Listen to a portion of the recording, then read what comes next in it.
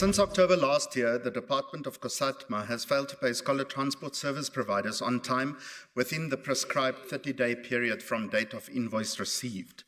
The failure to pay scholar transport service providers on time has a negative impact on learner attendance at schools throughout the province. Since October, 85 million was allocated through an adjustment budget to address the funding shortfall in scholar transport, but that was wholly inadequate considering the burden of accruals, leaving a real scholar transport funding shortfall of more than 110 million rand.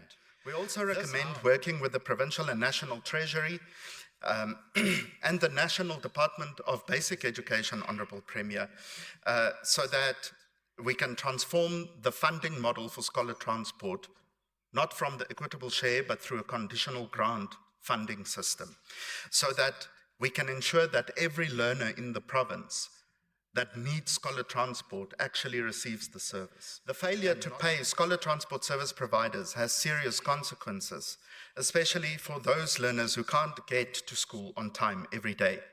Some service providers had to suspend operations, leaving learners stranded for days on end. The delay in paying invoices also negatively impacts on these service providers. In May, following an incident here in Mafikeng near Megacity, a scholar transport service provider admitted that he could not maintain the bus due to the extended delays in payment.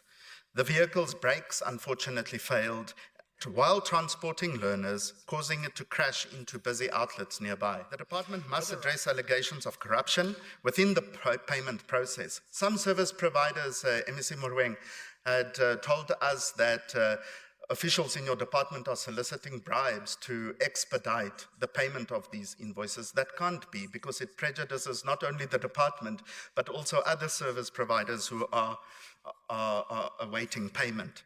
The tender process, Honourable MEC, was also flawed from its inception. And all these contracts, and the DA is on record, we've called for this, all these contracts must be reviewed with stricter monitoring guidelines for future bids and contracts that ensure compliance with transport legislation.